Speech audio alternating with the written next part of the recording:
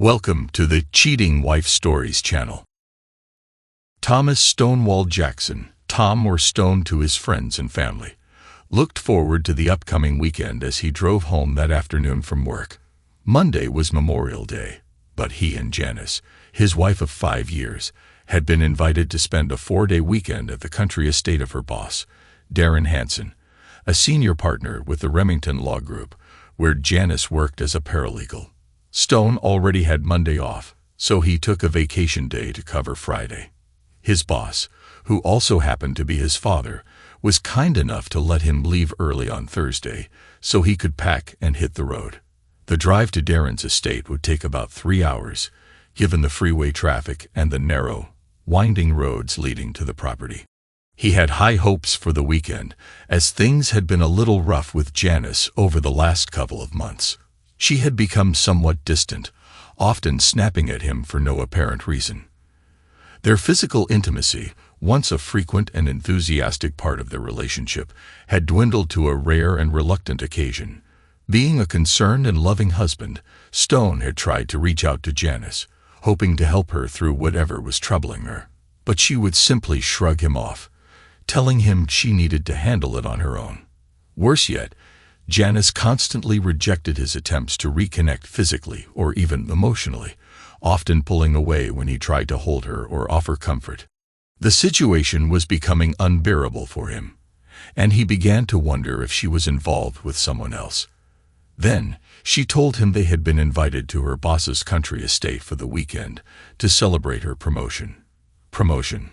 Tom asked, confused. You never mentioned anything about a promotion. How long has this been in the works? A couple of months now, Janice replied.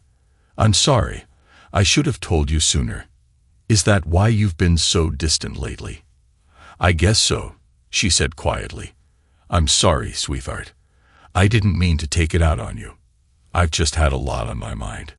Tom smiled and wrapped his arms around her, though he felt a twinge of sadness when she flinched slightly.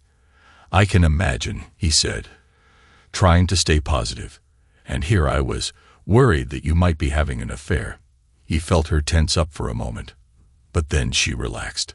Of course not, Janice said. I would never do that to you. He heard the words, but there was something in her tone that didn't quite convince him. I'm glad to hear that, Tom said, though his unease was growing. You know that's one thing I couldn't tolerate. I know, Janice said softly. So, do you think you can get off on Friday? A few days in the country would do us both a lot of good. Sure, I have plenty of vacation time. We can leave Thursday after I get off work if you want. That would be wonderful, she said, her mood brightening. I'll let Darren know and have everything packed by the time you get home. I promise it'll be a weekend you'll never forget.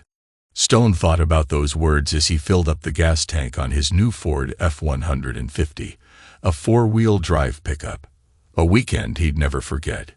He could only hope she meant that in a good way. But a part of him had mixed feelings, especially after the rather serious discussion he'd had with his father and uncle earlier. He pulled into the driveway, cut the engine, and headed into the house. True to her word, Janice had everything packed and ready to be loaded into the truck. He checked his bags, making sure his stuff was packed and ready. He was impressed that Janice had even packed his toiletries in his overnight bag. Then he glanced at the other bags. You've got enough here for a week, he joked when she walked into the room wearing cutoffs and a t-shirt. I thought we were just going to the country for the weekend. You know I like to be prepared for anything, she teased. Why don't you get the stuff loaded up and I'll finish up here? He saw that she had sandwiches on the counter and was packing a picnic basket with snacks and drinks for the ride, just like she used to when they took weekend day trips. Sounds good, he said with a smile. Maybe this weekend would turn out better than he expected. He loaded everything into the truck, helped Janice finish packing the food, locked the house, and set off for what he hoped would be a relaxing weekend in the country. This weekend is going to be the best ever, Janice gushed as Tom drove. Trust me, you'll have a great time. I'm looking forward to it, Tom replied, hoping she truly meant it. It took longer than Tom had planned to get out of the city, thanks to an accident on the freeway that brought traffic to a screeching halt. As a result, they were running almost 2 hours behind schedule, but that didn't affect Janice's buoyant mood, which pleased Tom. He filled the gas tank once more when they reached the road that would take them to Darren's estate. Then they followed the winding road through the hilly, wooded terrain. It was well after dark when they reached the gate leading to Darren's sizable 2-story home. Janice had been given the code for the gate, and soon they pulled up to the sprawling brick mansion. "Damn, this is one huge house," Tom exclaimed. 3 men in dark suits and sunglasses approached the truck as Tom turned the engine off. Tom wondered why they were wearing sunglasses in the dark. "I can get our luggage," Tom said as he opened the back door of the pickup. "No, sir, that's our job," one of the men said in a serious tone. Another man extended his hand. "Keys, sir." "I need to park your vehicle," he said. "Please do as they ask, sweetheart," Janice suggested, her tone making it clear he should comply. Tom glanced at the man asking for the keys and noticed the subtle bulge in his jacket, indicating he was armed. "Sure," Tom said darkly, handing over his keys as the other 2 men grabbed their luggage and carried it off into the shadows without a word. "Thank you," the man said mechanically. Tom watched as the men effortlessly carried their heavy bags up the steps. "Are you coming?" Janice asked. "Yeah, sure. On my way," Tom replied, following Janice and the 2 men up the stairs, still wondering why security would be armed. "Ah, there you are. I trust you had a safe trip," a tall man with dark, curly hair boomed as they entered. Tom recognized him as Darren Hansen, Janice's boss. He had met Darren a few times at company events. Tom watched as Janice and Darren exchanged hugs before Darren turned to him. "Thomas, it's good to see you again. I'm Darren Hansen," he said, extending a hand. "Welcome to my humble abode."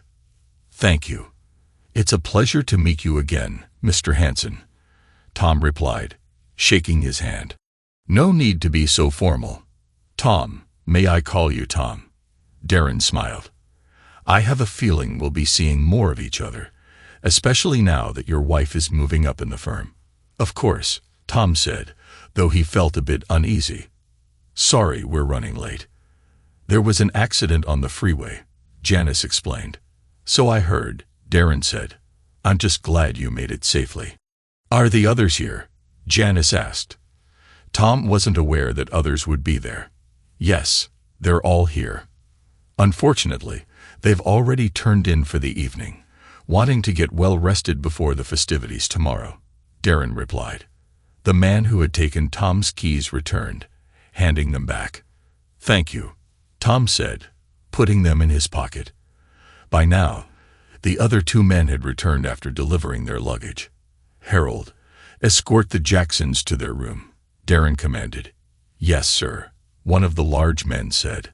"We'll see you bright and early tomorrow morning," Darren said with a smile. "Sleep well."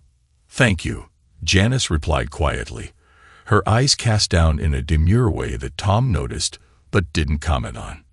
He simply filed it in the back of his mind, thinking maybe Dad was right.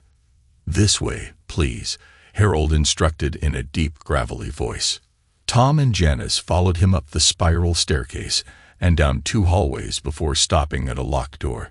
Harold used a keycard to unlock it, and Tom heard the door click open. "Oh my!" Janice gasped when they walked inside.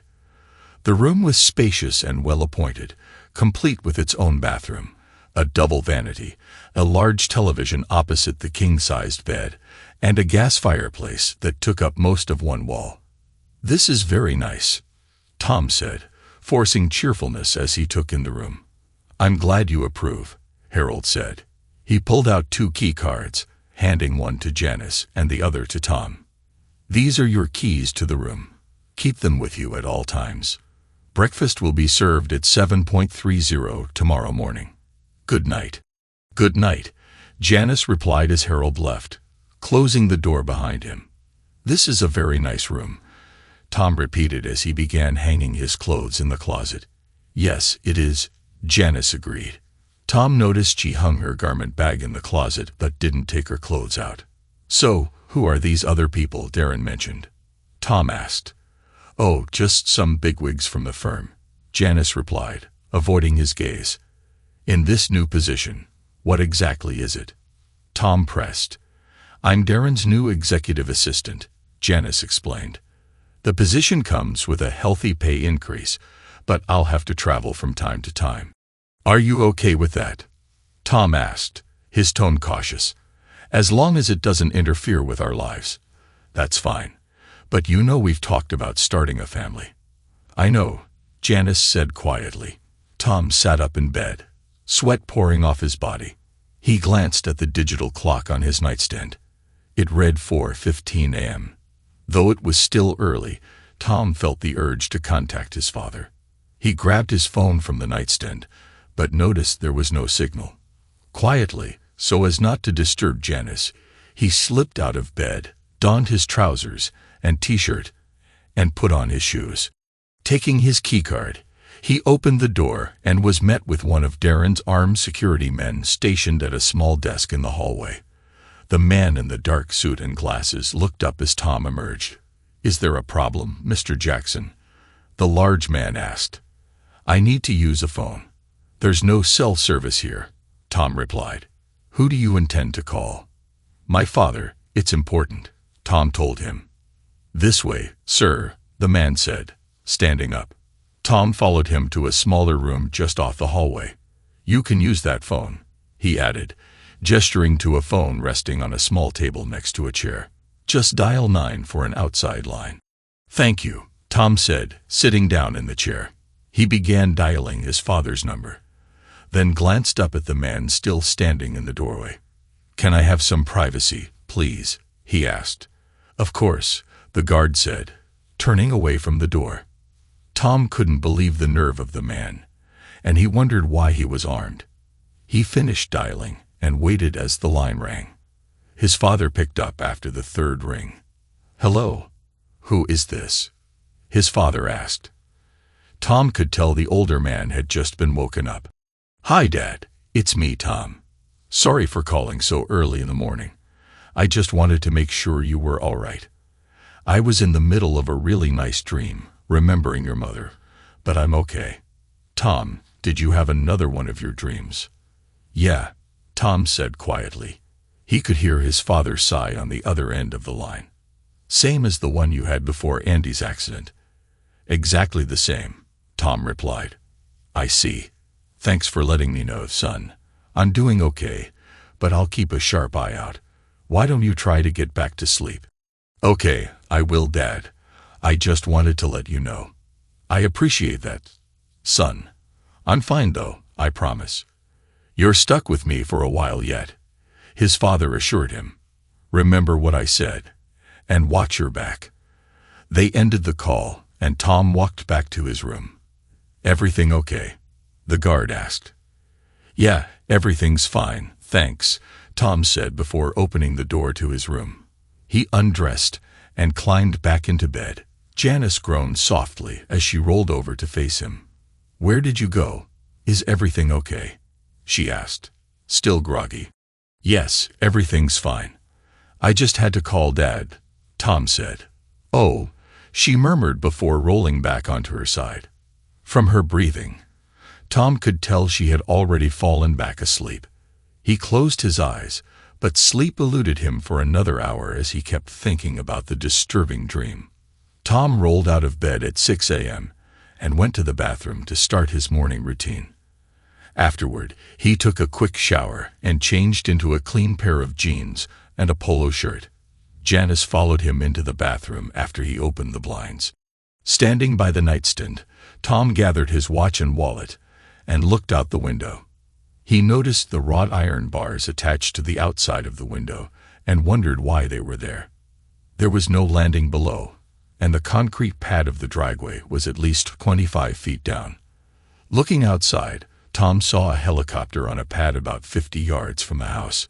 He hadn't seen it before. It was dark when they arrived the previous night. He also noticed guards carrying what looked like AR-style rifles slung over their shoulders. Tom couldn't help but wonder if Darren was expecting trouble. "Are you ready for breakfast, sweetheart?" Janice asked as she came out of the bathroom. "Ready as I'll ever be," Tom said, snapping his wristwatch on. "What happened last night?" she asked. "Another dream," Tom replied. "You mean like before your brother was killed?" "Yeah, exactly the same. I called Dad to make sure he was okay." "How is he?" she asked. "Fine. I caught him in the middle of a dream." "I'll bet," Janice said with a snicker, which Tom found vaguely unsettling as she finished dressing. "Come on, let's go downstairs and get some breakfast. I'm famished." "Don't forget your walking stick," she reminded him. The walking stick was a gift from his father given to Tom after he was discharged from the hospital years earlier. During his service in Iraq, the Humvee he was in was hit by an enemy RPG. 2 other Marines in the vehicle were killed instantly, while Tom and another Marine, although severely wounded, managed to take cover and defend themselves until help arrived. Tom spent months in surgery and rehab and was eventually given a medical discharge. Fortunately, the doctors saved Tom's leg but had to replace his left hip. Rehab helped Tom learn to walk again, and the walking stick was very helpful. Although he could get around fine now, he still experienced pain after extensive walking, so he continued to use his father's gift. They arrived at Darren's table to find 3 other men and a woman waiting for them. Tom had briefly met the men before and knew they were executives with Darren's law firm, though he couldn't recall their names. He had never seen or met the woman before. "Everyone, I'd like to introduce my husband, Thomas Stonewall Jackson," Janice announced. Tom shook hands with the others. "Stonewall, huh? That's a rather unusual name," observed Glenn Oldman, one of the firm's executives. "My parents were big fans of the Grand Ole Opry back in the day, so they named me after a favorite country western singer from the 50s and 60s, Tom explained. "Dad used to joke it was either that or Michael Stonewall Jackson." "Yeah, I seem to recall that name," Glenn replied with a smile. "He died about 10 years ago, didn't he?" "That's what I heard," Tom said. The woman smiled as Tom accepted her hand. "It's good to finally meet you, Mr. Jackson. I've heard a lot about you." "I'm Eve Carson," she said. "Pleasure to meet you, Miss Carson. Please call me Tom." "I hope you've heard at least a few good things," Tom replied. "I have heard a lot of good things, and I have a feeling we'll be spending a lot of time together this weekend." "Oh?" Tom asked. "Why is that?" "With Janice's new position, there are going to be a lot of changes in your life," Darren stated before Eve could respond. "Adjust? And why would I need to adjust to my wife's promotion?" Tom asked, a bit concerned. He looked at Janice for an explanation, but none was forthcoming.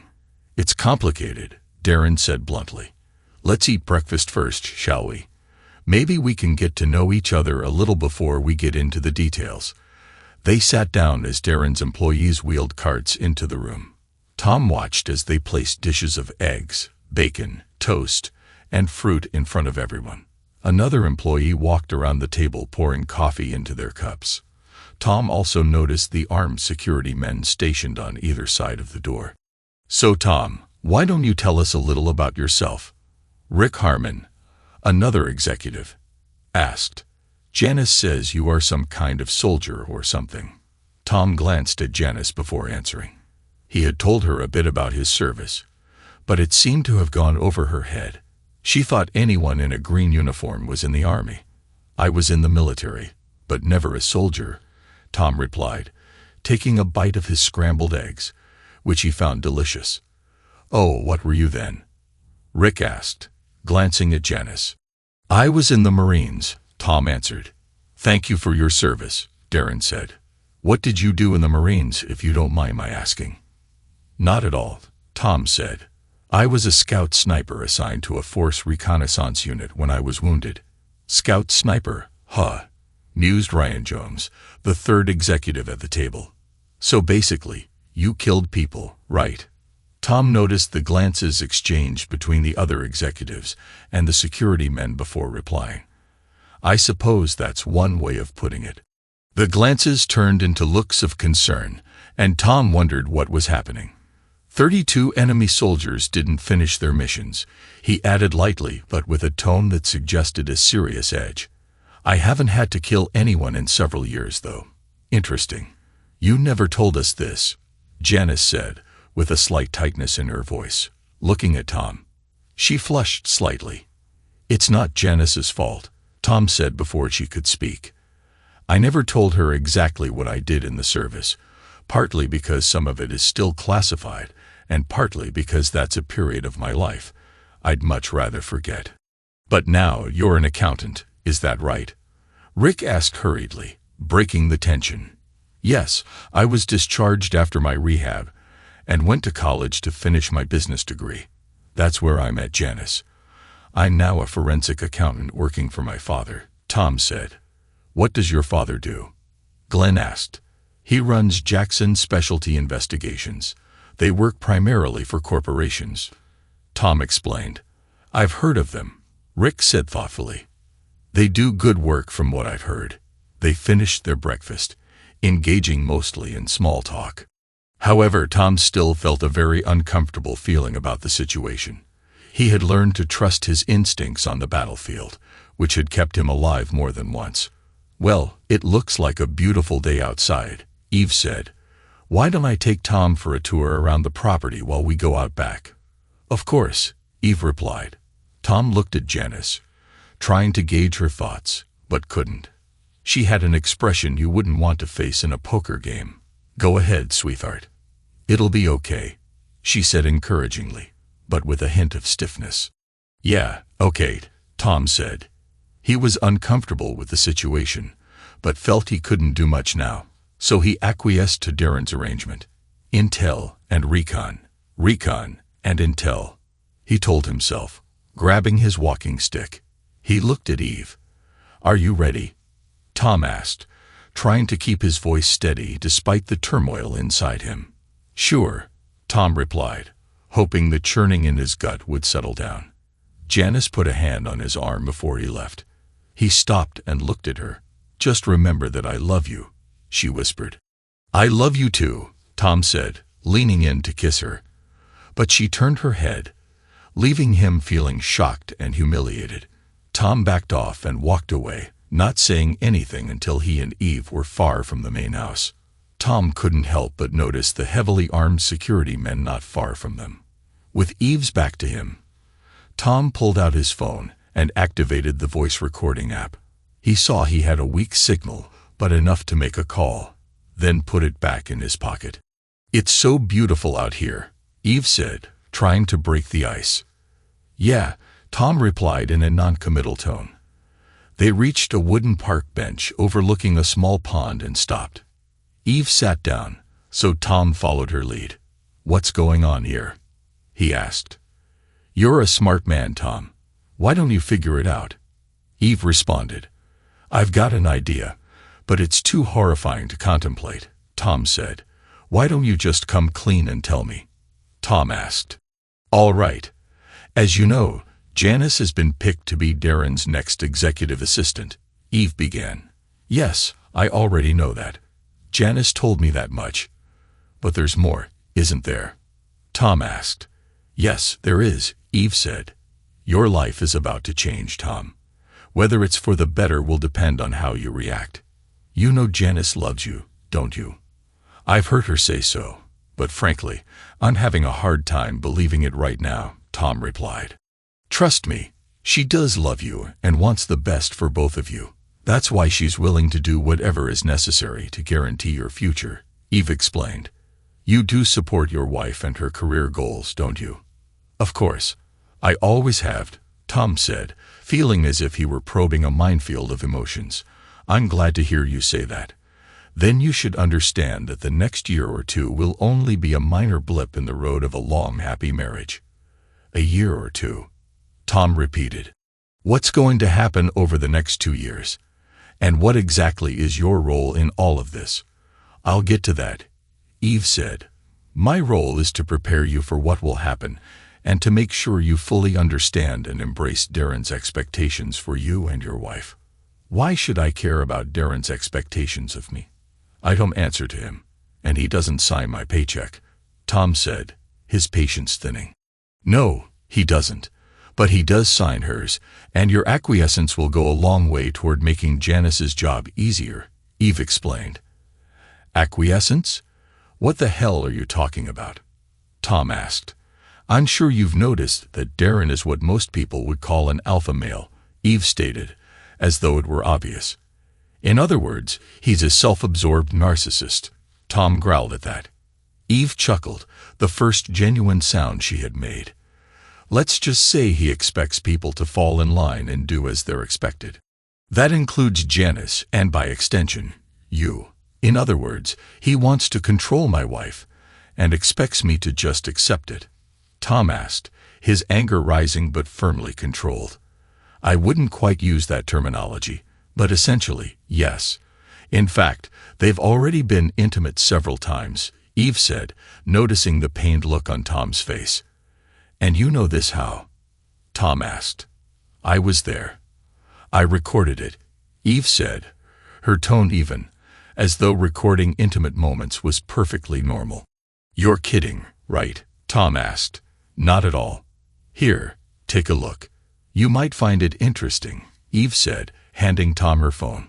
Tom looked at the short video clip of Janice and Darren. It is interesting. Mind if I keep a copy? Tom asked, thinking it might come in handy for his divorce. Not at all. I saved that clip especially for you, Eve said, using the phone's Bluetooth capability to let Tom save a copy to his phone. Tell me something, Tom. How has your love life been lately? Eve asked. Not that it's any of your business, but it's been practically non-existent for the last couple of months, Tom replied. Actually, it is my business. Darren instructed Janice to cut you off most of the time. He's quite possessive of his property, Eve explained, and she just went along with it. Tom growled through clenched teeth. Of course. He is her master now. She answers to him, just as all his previous assistants did. And he expects you to answer to him as well, Eve said. Tom cringed at the term master. He could expect that in one hand and in the other, see which one fills up first. Tom snarled, feeling the smirk on her face was a good reason to wipe it off. So what does Darren expect from me? Money? Tom asked. Hardly, Eve chuckled. He expects your obedience, your submission, and he will expect you to publicly demonstrate that tonight before the other senior partners. What are you talking about? What does he expect me to do? Tom asked, his confusion growing. The dynamics of your marriage will change drastically while Janice is in her current position. Darren has documents he needs you to sign. These documents state that you willingly surrender your marriage rights, property, and assets to him while Janice is his assistant. After that, he will expect you to publicly display your submission in front of Janice and the other executives. Eve explained, her face devoid of emotion. Tom's eyes widened. You mean he wants me to sign everything over to him, and then perform acts of submission in front of others? Are you serious? His voice was low and furious. I am not kidding, Tom. Yes, that is what he wants. He also expects you to demonstrate your submission fully, Eve said. In fact, Janice is eager to see you do this. This will allow Darren to assert control over you and your marriage. Tom's anger flared. So, my boss wants me to sign over everything, perform acts of submission, and be kept here while they go off to New York. And what do I get out of this? If you comply with Darren's demands, you'll be spared from severe repercussions, although it will be humiliating. You'll be compensated when Darren is finished with Janice. However, if you refuse, you may face severe consequences, Eve stated. Tom's eyes narrowed. So you and my soon-to-be ex-wife have conspired to ruin my marriage, take my assets, and humiliate me. Is that right? I wouldn't phrase it exactly like that, but from your perspective, yes. We worked together on this, Eve said calmly. Tom's anger was palpable. Did Darren do this with his other assistants? Yes, Eve confirmed. And they agreed to it? Tom asked, his disbelief evident. Yes, and they went along with it, Eve said. In fact, the previous husbands found a way to deal with it. Janice would be eager to see you fulfill Darren's expectations. Tom's rage was uncontrollable. They can all go to hell. If Darren tries anything, I'll make sure it's the last thing he ever does. I understand you're angry, Tom. You have every right to be. But if you comply, you will benefit in the long run, Eve said. Is there more? Tom asked, his voice tight with stress. Yes, the document also requires you to undergo a vasectomy and accept responsibility for any children Janice and Darren might have. She intends to make a show of flushing her birth control after you sign, Eve revealed. And if I don't comply? Tom asked, his voice cold. Let's just say you wouldn't like the consequences. Those who have tried to oppose Darren have found themselves penniless and facing serious charges with personal devices used against them, Eve stated. Tom's face hardened. That sounds like a threat. Call it what you want, Eve replied. Tom pulled out his phone and began recording the conversation, then looked through his contacts until he found the number he needed. Verifying the signal, he selected the number and held the phone to his ear. What are you doing? Eve asked, her face reddening with anger. Tom smiled and put a finger to his lips, signaling her to be quiet. Sheriff Jackson, he said when the call was answered.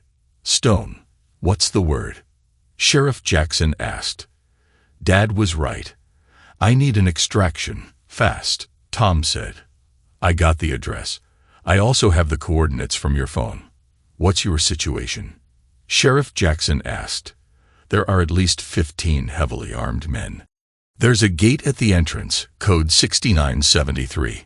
Hanson and 3 of his executives are here, along with his trainer. She just gave me the lay of the land. I have it all on audio, Tom said. Copy that. We're on our way. ETA approximately 5 minutes. Can you hold out that long? Sheriff Jackson asked. I think so, Uncle Bob, as long as you're willing to call it self-defense. Thanks, Tom said. My pleasure. Wouldn't want to see anything happen to my favorite nephew, Sheriff Jackson replied. What about Janice? Tom asked. According to Hanson's trainer, she's an accomplice and already on his side. We'll have to deal with her as well, Sheriff Jackson said. I'm sorry to hear that, Bob, Tom said sadly. Yeah, me too. Hang tight. We'll be there shortly, Sheriff Jackson said. With that, Tom ended the call and sent the audio file to his uncle. What did you just do? A frightened Eve asked after Tom put his phone away. Who did you just call? I called for backup, Tom replied with a smile. I need to get back to the house and warn the others. Eve started to rise, clearly disoriented by the turn of events, but Tom shook his head, holding her hand and gently pulling her back down on the bench. I think not. We'll sit here and enjoy the sunshine for a few minutes. It might be the last sunshine you ever see, Tom said, allowing himself a satisfied smile. I think you might have bitten off more than you can chew this time. Darren and Janice, along with the 4 men, took their seats next to the large pool behind Darren's house. Darren, dismissing Janice's concern, scoffed at her fears. What's he going to do? He's alone, unarmed, and surrounded by security. If he refuses Eve's proposal, we move to Plan B, Rick cautioned. Don't worry, Darren said confidently. We'll spike his drinks tonight, and when the time comes, he'll be more than compliant. I can't wait to see it. Janice, giggling, asked, Are you going to make him comply like you do the others? Of course, Darren said. By the end of the weekend, he'll be begging for my attention, he added, causing Janice to laugh. Just don't push him too hard, Ryan said. He's different from the others. Darren sneered. No, he's not. They were all weak. This guy is trained to fight. Be prepared for anything. Settle down, Ryan. I've got this, Darren scolded. He then asked Janice, Why didn't you know about your husband's service? It's like Tom said. He never shared the details, just that he was in the military, Janice replied. It doesn't matter, Darren said dismissively. He's going down tonight, and your career will take off. What if he files for divorce? Janice asked. Then I'll ruin him like I did the others. He'll end up in prison or worse, Darren said. Don't worry. I'll handle him. Suddenly, the telltale sound of helicopters filled the air. Everyone stopped talking and listened. One of Darren's security men ran to the pool, breathing heavily. We've got a problem, Mr. Hansen, he huffed. What's that? Darren asked. The sounds of shouting and scuffling followed.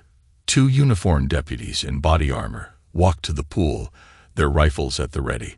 Freeze, one of the deputies ordered. Drop your weapon, he commanded the security man, who complied immediately. More deputies arrived, handcuffing Janice, Darren, and the other men. What's going on? Darren demanded.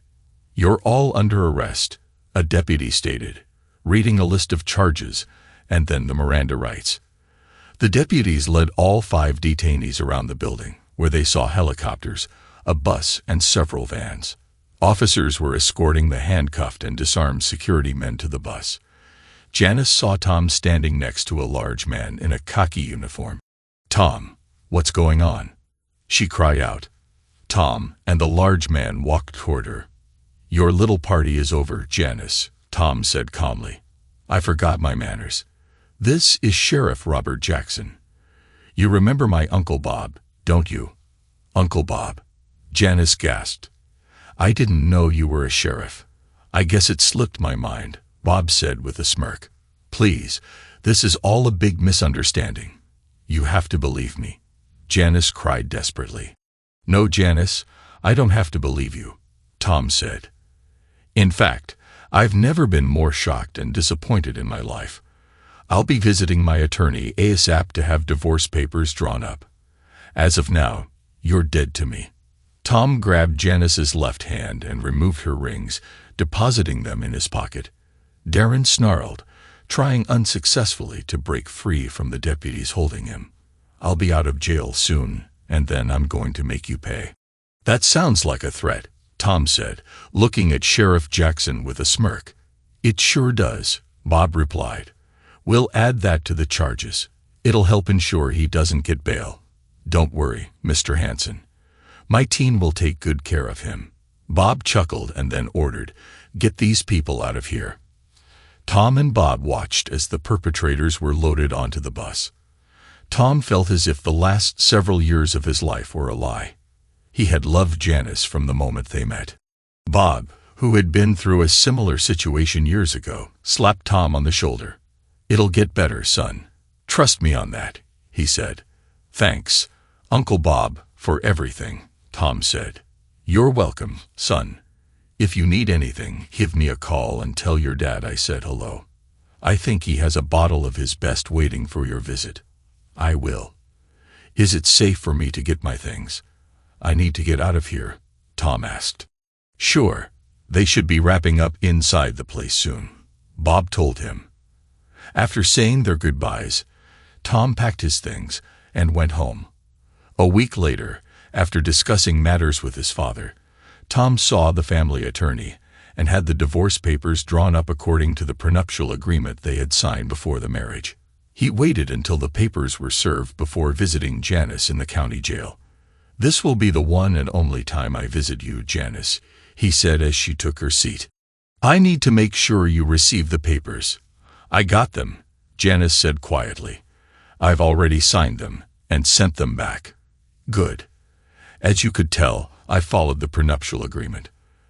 I'll wait until after your trial to handle your belongings. I appreciate that, Janice said. I don't understand something. How did you find out? You'll hear the details in court, but here's the summary. I suspected something was happening a few months before that weekend, but I didn't have any proof. About 4 months before Memorial Day, the estranged husband of one of Darren's assistants approached my dad with a wild story. He also brought some spreadsheets and documents he said his estranged wife got from Darren's system. Dad had me review them. I couldn't say anything to you due to privilege and conflict of interest. It took time, but we found evidence of all kinds of questionable financial dealings. Your lover did a good job hiding them, but not well enough. A couple of weeks before that weekend, Dad handed over the evidence to the feds, who were already interested in Darren's activities. They were set to raid your offices in June. Dad warned me to be cautious that weekend. We consulted with my Uncle Bob, the county sheriff where Darren's property is located. I hoped nothing would go wrong, but that wasn't the case. Eve Carson told me about your plans, and I recorded our conversation. Fortunately, we live in a state where only one party's consent is needed for recording. I have a few questions for you, though, Tom said. How long before that weekend were you involved with Darren? About 2 months, Janice replied. Tom was surprised by her candor. That's about when things started to fall apart between us. Did he tell you to cut me off? Yes, she said quietly, her face reddening. I suppose I should get tested for STIs then, Tom said, causing Janice further embarrassment. Did you really want to see me humiliate myself for Darren? Tom pressed. Janice looked down, unable to meet his gaze. Well, she said with tears in her eyes. Yes. Surely you knew I would never agree to that willingly. So why? Tom asked. Because I was so infatuated with Darren that I would have done anything he wanted. He enjoyed having power over everyone. If I didn't comply, he had what he called a plan B, Janice admitted. You mean the drugs? Tom asked. Yes, they found the vial with the chemical he intended to use on me. I had nothing to do with that, Janice claimed. That's interesting because they found your fingerprints all over the vial, Tom said, causing Janice to look at him in shock. This suggests you were part of his plot against me. No, I never wanted to hurt you, Janice sobbed. The evidence says otherwise. Not only did you cheat on me, but you also plotted with Darren to destroy me. There's no way back, no forgiveness. Like I told you, you were dead to me. Tom hissed as Janice shed tears, but did not flinch. I've wasted enough time on you. Goodbye, Janice. Enjoy what's left of your life. Before I go, I need to let you know that I have some friends in prison who are eager to meet you. It will be quite an experience, he added before walking away, unaffected by her tears. After several court appearances, Darren, Eve, and the others were found guilty of all charges. Darren, as the ringleader, received a life sentence in federal prison without the possibility of parole. The 3 executives, having played minor roles, were sentenced to 20 years each. Janice received a somewhat lighter sentence due to her lesser involvement. Several others in the firm were charged for their roles in the conspiracy. A few turned state's evidence against Darren and were granted immunity as part of a plea deal. By the time the legal proceedings concluded, the Remington Law Group no longer existed. Tom's divorce from Janice went through quickly and without a hitch due to Janice's prison sentence. Tom boxed up all of her possessions and placed them in storage for her parents to collect at their convenience. On July 4th, Tom, his father, and Bob celebrated Independence Day, along with the rest of the nation, with a barbecue and fireworks. Bob brought a guest to the festivities and introduced her to Tom.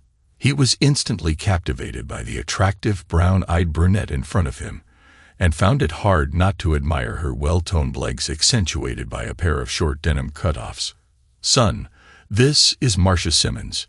She just moved here from Dallas and started working with me a couple of weeks ago, Bob said. You're a deputy? Tom asked. Sure am, Marcia said with a confident smile. I'm also a former Marine, she added. Bob told me you were in the courts as well. A sniper with Force Recon, Tom replied. Nice, Marcia said. I think we're going to get along just fine. Tom grinned broadly. I think so too. Care for a beer? Marcia asked. Sure, Tom replied. I could use a fresh one myself. He grabbed 2 beers from his father's ice chest and handed one to her. Your uncle told me about your last operation. It sounds like it was well executed, Marcia said as they sat down. I'm sorry about what you went through with your ex, she added. Yeah, well, I guess it happens, Tom remarked quietly. The divorce will be final soon. How about you? I saw the mark on your ring finger. Were you married as well? I was, Marcia said. Apparently, my husband wasn't as committed. I came home early one night and found him with his secretary in our bed. I'm sorry to hear that, Tom said. If you ask me, he was a fool. I agree, Marcia said. I'm just glad we didn't have any children. Do you have kids? Tom asked. No, thankfully. We were talking about starting a family when everything fell apart, Marcia replied.